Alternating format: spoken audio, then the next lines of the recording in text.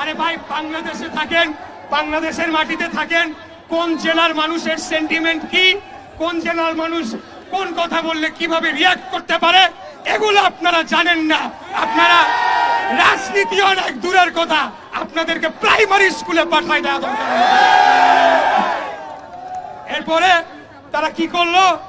রাষ্ট্রীয় নিরাপত্তা বাহিনীর সহযোগিতা নিয়ে গায়ের জোরে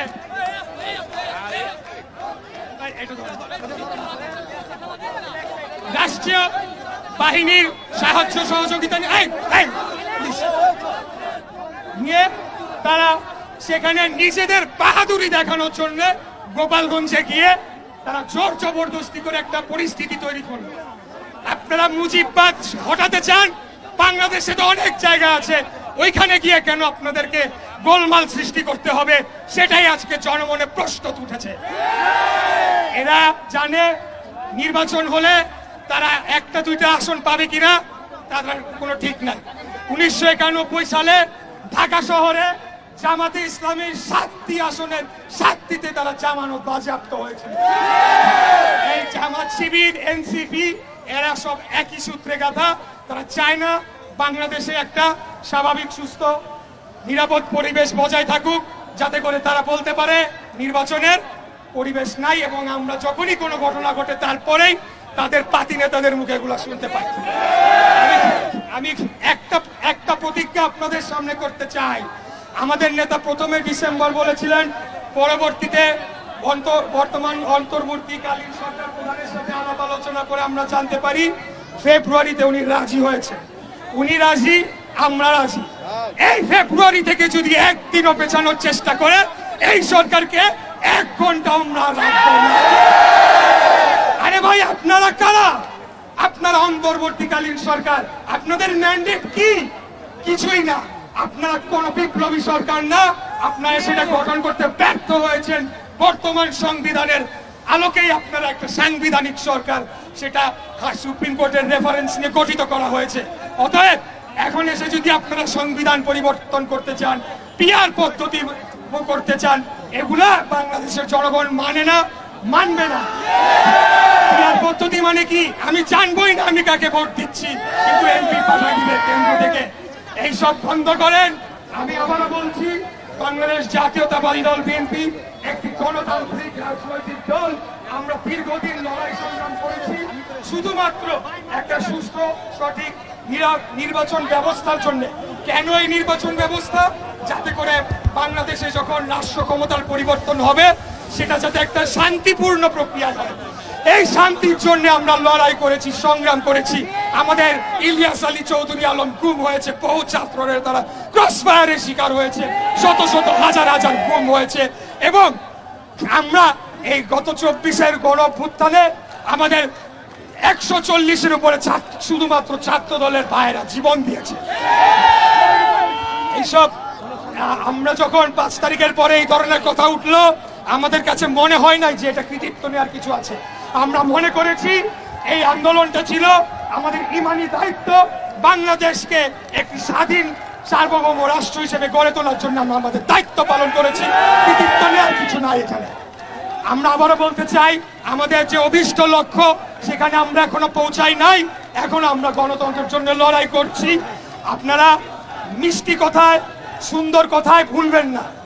আপনারা দেখছেন প্রতিনিয়ত নতুন নতুন ঘটনা তৈরি করা হচ্ছে, দেশকে অস্থিতিশীল করা হচ্ছে। মিটফোর্ডের ঘটনাটা একটা বিচ্ছিন্ন ঘটনা, একটা ব্যবসায়িক দ্বন্দ্ব, কিন্তু সাথে সাথেই এই জামাতের নেতারা কি করলো?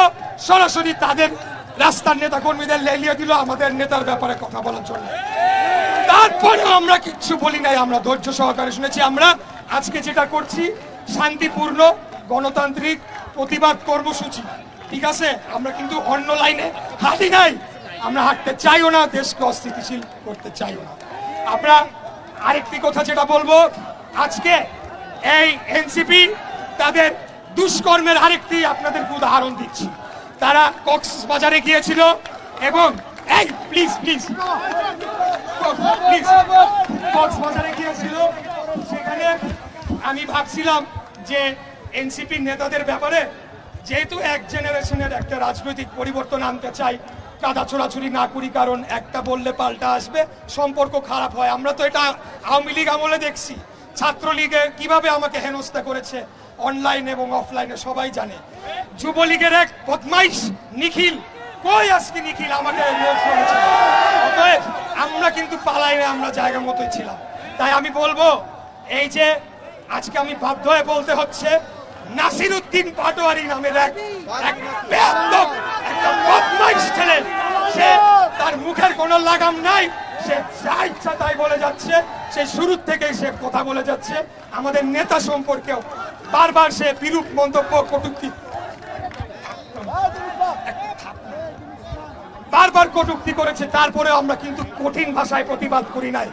আর বসে থাকা যায় না ভাইয়েরা, এই নাসিরউদ্দিন পাটোয়ারির মতো, যাকে ইউনিভার্সিটিতে বলে ছাত্র ডারবি নাসির বলে চিনি, আমি জানি না কেন, এই ডারবি নাসিরকে হুঁশিয়ারি দিতে চাই, মুখ সামলে কথা বলেন, তা না হলে আপনাদেরকে রাজনৈতিক ভাবে ঘেরাও দিয়ে আপনাদের রাজনীতি ইতি আমরা সেখানে টেনে দেব। এনসিপির যে প্রধান নাহিদ ইসলাম, সেও আমি তাকে ভালোই জানতাম, কিন্তু সে কি করলো, জেলা ঘুরা বলা শুরু করলো বিএনপি নাকি চাঁদাবাজদের। আরে ভাই, বিএনপি চাঁদাবাজদের দল? আপনারা খারা, আপনারা তো ঘুষখোরদের দল, কমিশন বাণিজ্যের দল। আপনারা যত ধরনের সরকারি ক্রয় কেনাকাটায় দুর্নীতি অনিয়ম আছে সবকিছু করছেন, এবং প্রত্যেকটি মন্ত্রণালয়ে একটা করে কমিটি গঠন করে দেওয়া হয়েছে, এটা শুনেন আপনারা। সেখানে 2 জন করে ছাত্র প্রতিনিধি বসাই দিছে, এরাই সব সিদ্ধান্ত নেয়। এর মধ্যে বিশেষ করে উল্লেখ করতে হবে জনপ্রশাসন মন্ত্রণালয়, ওইখানে আসিফ নাহিদ 2 জনে ছিল, নাহিদ পদত্যাগ করছে, এখন আসিফ আছে। ওইখানে বসে বসে তারা কি করছে, স্বৈরাচারের খুনি হাসিনা সবচেয়ে কাছের সচিব গুলাকে তাদের পাশে এনে বসাচ্ছে। তা আমরা কি এগুলা বুঝি না? আমরা তো দীর্ঘদিন আপনাদের প্রতি মায়া মমতা দরদ দেখিয়ে কোনো কথা বলি নাই।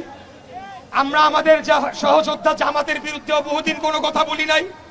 তারা ৭১ গণহত্যা হয়েছিল নাকি হয় নাই? তারা ক্ষমা চাইছে? তাদের বিচার হয়েছে? আমার মা বোনদের ধর্ষণ করছে, সেটার কোনো দাম নাই। তারপরেও আমরা সহ্য করে গিয়েছি কেবলমাত্র বাংলাদেশের জনগণের কথা চিন্তা করে। আমরা আর শেষ কথা বলতে চাই, আমরা রাজপথে ছিলাম, রাজপথে আছি, কখনো আমরা বের হই না, আমরা প্রয়োজন মনে করি না। যখন আমাদের নেতা ডাক দিবে, তখন বাংলাদেশের রাজপথে 3 ধরনের এই বর্তমান এলজিআরডি উপদেষ্টা আসিফ, তার মুরাদনগরে যে ধরনের বর্বরচিত একটি হত্যাকাণ্ড ঘটনা হয়েছে কিছুদিন আগে, 3 জনকে হত্যা করে পিটিয়ে মেরে ফেলা হয়েছে, একটা মহিলার এখনো মাথার মগজ বের হয়ে রয়েছে। প্রথমে কি করলো, বিএনপির উপরে দায় চাপানোর চেষ্টা করলো, পরে দেখা গেল এই উপদেষ্টা বেটার আত্মীয় এদেরকে প্রশ্রয় দিচ্ছে যারা খুনিরা রয়েছে। আমি বহুবার চেষ্টা করেছি বিভিন্ন সংবাদ মাধ্যম গণমাধ্যমের সাথে কথা বলে, যে ভাই আপনারা যান কি ইনভেস্টিগেট করেন। গণমাধ্যম এখনো স্বাধীন হতে পারে নাই, তারা এখনো ভয় পায়। আগে ভয় পাইতো হাসিনারে, এখন ভয় পায় এদের। তো ভয়টা কিভাবে আসলো? Mob justice. এইসব মব জাস্টিস নিয়ে আর কথাই বলবো না।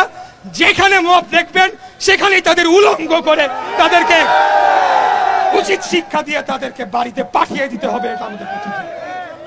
আর বক্তব্য দীর্ঘায়িত না করে সর্বদা আপনাদেরকে বলতে চাই, রাজনীতি করি বাংলাদেশের স্বাধীনতা, সার্বভৌমত্ব, ভারতের আগ্রাসন বিরোধী অন্য যে কোনো দেশ, সেটা পাকিস্তান হোক, আমেরিকা হোক, চায়না হোক, রাশিয়া হোক, আমরা তোরাই কেয়ার করি।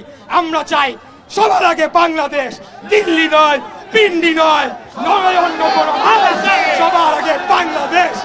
আমাদের নেতা দেশ নায়ক জনাব তারেক রহমান অতি দ্রুত শীঘ্রই উনি বাংলাদেশে ফিরবেন। ওনার জন্য আমরা কোটি কোটি জনতা গিয়ে তাকে এয়ারপোর্টে আমরা বরণ করে নিয়ে আসবো, এবং আমরা বাংলাদেশ পুনর্গঠনের যে রাজনীতি করছি সেটিতে আমরা আবার মনোনিবেশ করব ইনশাআল্লাহ। আপনাদেরকে দেখে দাঁড়াও, তোমরা থামো না। আপনাদেরকে দেখে সেই স্বৈরাচার আমলের কিছু স্লোগান মনে পড়লো, 2-1টা স্লোগান দিয়ে শেষ করে দিতে চাই। ঠিক আছে, সবাই চুপ থাকেন, ঠিক আছে? চলো চলো চলো চলো চলো চলো খুনি হাসিনার গতিতে, স্বৈরাচারের গতিতে, খুনি হাসিনার গতিতে, স্বৈরাচারের গতিতে, রাজাকারের গতিতে, জ্বালো আগুন একসাথে।